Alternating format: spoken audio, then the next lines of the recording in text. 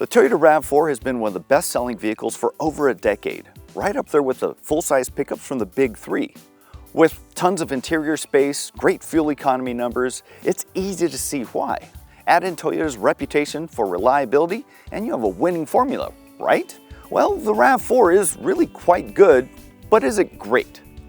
We'll get into that shortly. In the meantime, do us a favor, hit those like and subscribe buttons below to get all of our latest reviews. The RAV4 hasn't changed much since it was last redesigned in 2019. That's when the styling got a bit more substantial and blocky, with a more upright grille and these deeply sculpted angles and bevels up front. In a lot of ways, the RAV4 took some of the burly character from Toyota's truck lineup, and I have to say, I like it better than its softer predecessor. For 2023, the RAV4 gets a new infotainment system, as well as this outdoorsy Woodland Edition model. It's based on the mid-range XLE trim and adds these striking bronze-colored wheels with light all-terrain tires mounted on them. You also get these taller roof rails so you can stow more gear up top, as well as a suspension that's tuned a little more for light off-roading. Personally, I like it more than the standard RAV4, since it looks a little tougher, and the black paint adds just a little bit of sportiness. But what do you think? Does the styling draw you in, or is there something else out there that's catching your eye? Let us know in the comments below.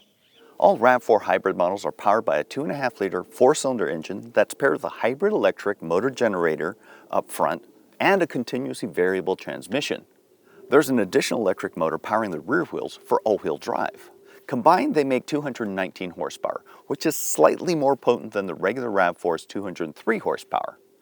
It's also slightly quicker, reaching 60 miles an hour in 7.5 seconds, which is about a half second quicker than the non-hybrid. The RAV4 Prime plug-in hybrid gets there in 5.5 seconds. This RAV4 has the same power output as the Kia Sportage hybrid that we reviewed last year, and acceleration is also about the same, with the Kia beating it by only a fraction of a second.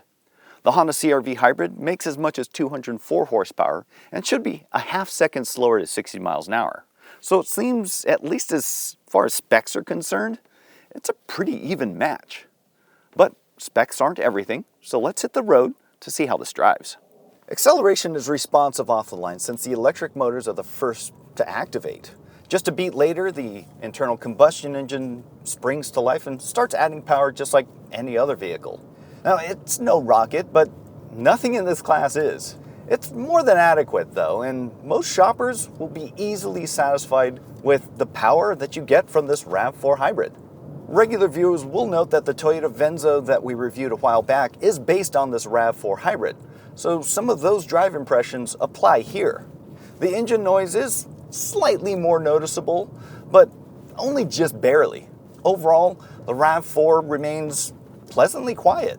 It's only when you're accelerating hard that the engine gets a little coarse and a little loud. Wind and road noise are pleasantly silenced, and it's almost as quiet as that Venza. But ride quality is just slightly firmer. Considering that this is an off-road capable vehicle, that's pretty impressive. Braking is comparable to almost any vehicle, hybrid or otherwise. The pedal has a nice consistent feel, and you won't feel the transition between brake regeneration and when you get onto the actual brake pads. I'm feeling a bit more steering effort than I did in the Venza 2, which at least makes it feel as though I have a more direct link to the wheels. That makes the RAV4 feel a bit more driver focused and perhaps slightly more engaging to drive. Handling is also more than adequate, but not really sporty, and that's fine for the compact SUV class. It does feel confident in the curves though, and it's also pretty easy to maneuver in tight spots. I have a really good indication of where the corners are, and I don't even really miss having a surround view camera system. Altogether, the RAV4 Hybrid performs well and doesn't require any adjustment to your driving style. It's easy to drive, and I really don't have any notable complaints. So let's pull over and check out everything the RAV4 Hybrid has to offer on the inside. The RAV4's interior styling is fairly conservative, but it is very easy to use. I like having the infotainment screen mounted on top of the dash here because it's right in your driver's sight line and is not as distracting to use. In the base models and this Wilderness trim, you get this 8-inch touchscreen, but in higher trims you get a 10.5-inch upgrade. The new infotainment system is a huge improvement over its predecessor. The graphics are more modern and sharp, plus the menus are more logically organized. The on-screen buttons are a little small for my tastes. When I'm driving and using the infotainment screen, I prefer something big, like the Fisher-Price Play School-sized tiles, so you can just sort of effortlessly tap it. For these, I have to take a little more care to make sure I'm touching the right button. Apple CarPlay and Android Auto are included, and they operate wirelessly, which leads me to a bit of a rant. I think when a car maker includes wireless phone integration, they should also include a wireless charging pad. Otherwise, you're going to have to use a cable to keep charged up anyway.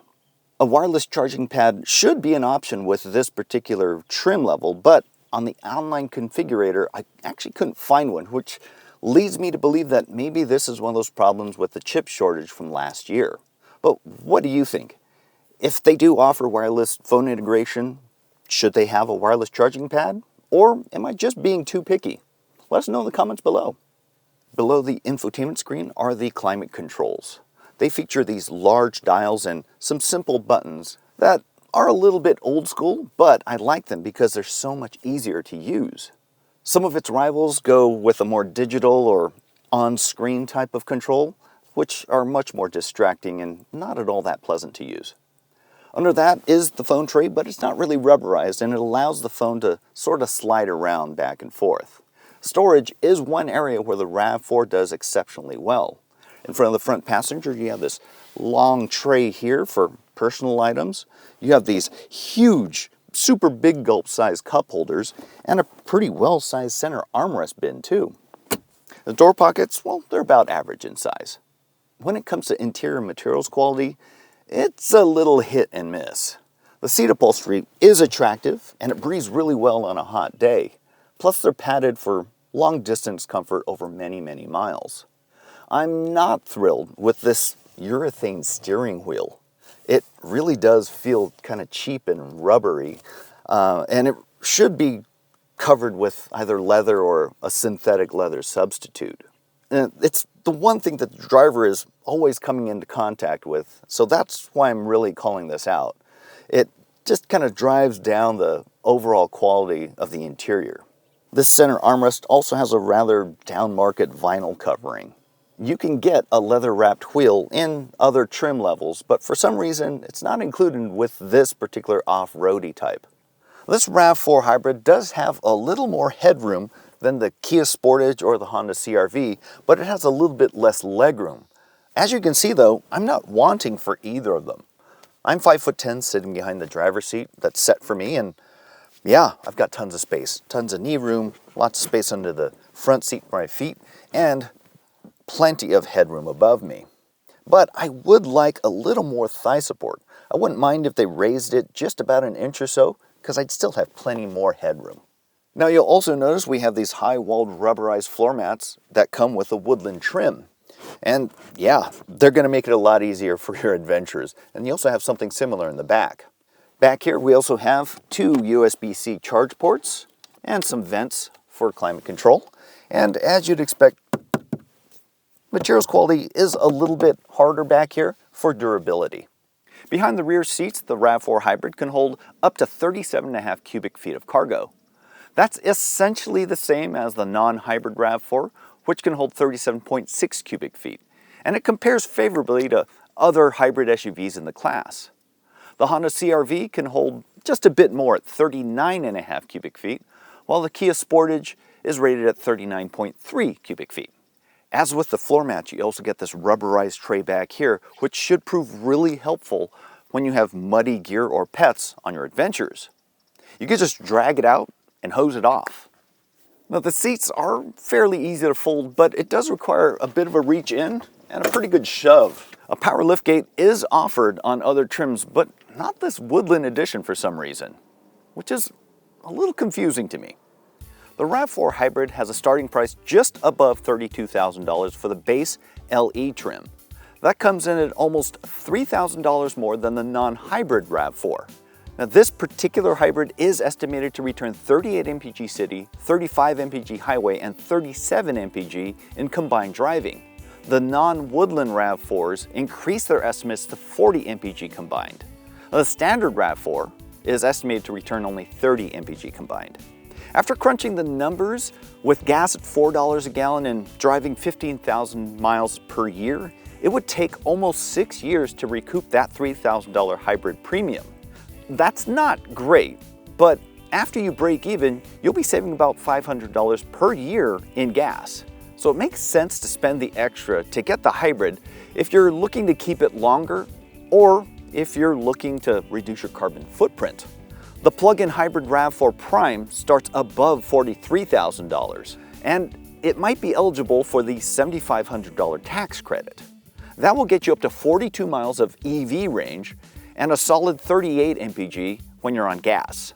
The RAV4 Hybrid pricing is right in line with the Honda CR-V Hybrid, which is fully redesigned for 2023. It's estimated to return between 37 and 40 mpg too.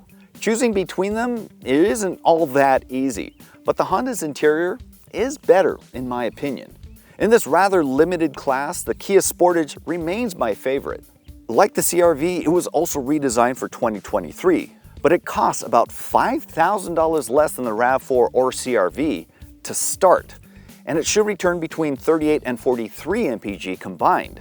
By comparison, the Sportage Hybrid's break-even point would only be about 21 months. These are all great choices among fuel-efficient compact SUVs, and you wouldn't regret any of them. But what would you go for? Would you go with the RAV4 that relies heavily on its reputation for reliability? Or the CR-V that is just nicer inside? Or does the Sportage draw you in with its pricing and sharper styling? Let us know what you'd go for in the comments below. That wraps it up for yet another review. Thanks for watching, and we'll catch you next time. And don't forget to hit like and subscribe below.